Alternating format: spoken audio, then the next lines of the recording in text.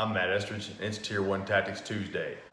I just finished shooting a firearms disarm video with considerations of family being behind you and you having to act, and you'll see that soon. But today's topic is from a viewer who asked the question how you can use any item to defend yourself against an attack.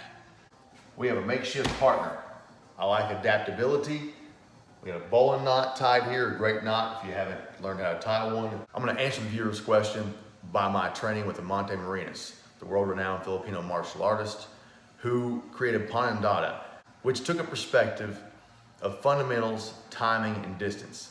Instead of many of the Filipino martial arts with stick, knife, and unconventional weapons, who will literally trade blows almost, or do some things that do not look as realistic in arts I've trained in before that aren't as realistic.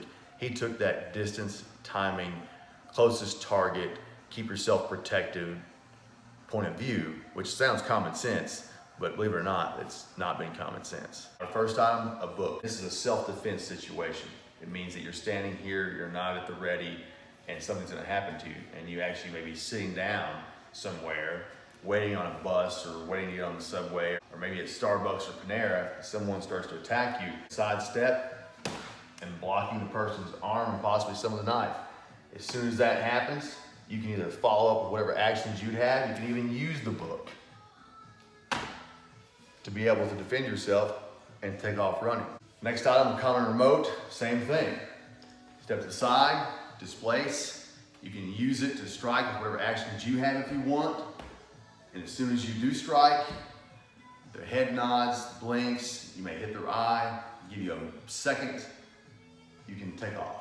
The next item Monte Marinas used with us to kind of open our mind up to anything can be used, and in Filipino martial art it can be used as a weapon. However, for you all, if it's a lady's purse, for example, and they can hold a purse like this, they displace it, they can use the purse to hit, and they can run. If you had a pin, same thing. Somebody starts to come at you, you displace, you can strike, and you can get out of here.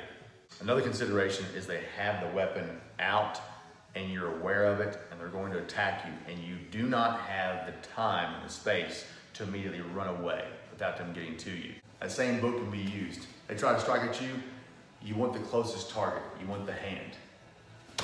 You can slap that book to hit that knife in that hand, you've created some distance, and then you could go. Again, a remote, but a lot of things with a remote. Same thing. You have that distance, they try to strike at you, closest target, hand, it could hit the knife. Again, distance is created, and you can run.